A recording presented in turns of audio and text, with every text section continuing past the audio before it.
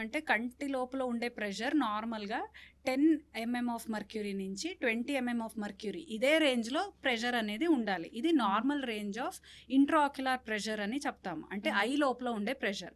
So ఎలా BP ఉండే వాళ్ళు బీపీ పెరిగితే దానికి ట్రీట్మెంట్ అనేది ఉంటుందో, అలాగే ఈ ఐలో బీపీ అనేది ఎప్పుడు పెరుగుతుందో ఆ ప్రాబ్లమ్నే మనము గ్లాకోమా అని చెప్తాము. యూజువల్లీ ఏమంటే ఈ కంటి లోపల ప్రెషర్ అనేది పెరిగినప్పుడు మనకి కంటి రిలేటెడ్ ఈ మన చూపు అన్ని కనపడాలంటే కళ్ళ నుంచి బ్రెయిన్కి ఒక కనెక్షన్ ఉంటుంది, దాన్ని మనం ఆప్టిక్ నర్వ్ అని చెప్తాము. ఈ ఆప్టిక్ నర్వ్ మీద ఎక్కువ ప్రెషర్ అనేది పడుతుంది గ్లాకోమా ఉండే వాళ్ళు. సో ఆప్టిక్ నర్వ్ స్లోగా డ్యామేజ్కి వెళ్ళిపోతూ ఉంటుంది.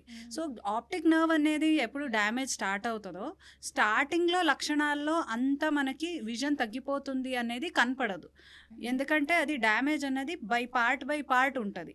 బట్ ఫైనల్ స్టేజ్లో ఎప్పుడు డ్యామేజ్ అనేది కంప్లీట్గా అయిపోతుందో అప్పుడు సడన్గా బ్లైండ్నెస్ వరకు వెళ్ళే ఛాన్స్ ఉంటుంది, మొత్తం చూపే కనపడకుండా వెళ్ళే స్టేజ్ వరకు వెళ్తుంది. సో ఈ గ్లాకోమా ప్రాబ్లం వల్ల ఏమవుతుంది, మెయిన్ స్టార్టింగ్లో తెలుసుకోవాలి అంటే చాలా వరకు సిమ్టమ్ పేషెంట్కి గుర్తుండదు. నార్మల్ ఐ చెకప్ చేసినప్పుడు మనం ఎప్పుడు ప్రెషర్ అనేది ఎంత ఉంది అనేది క్యాల్కులేట్ చేస్తామో అప్పుడే మనకి గ్లాకోమా సిమ్టమ్స్ ఉంటే తెలుస్తుంది.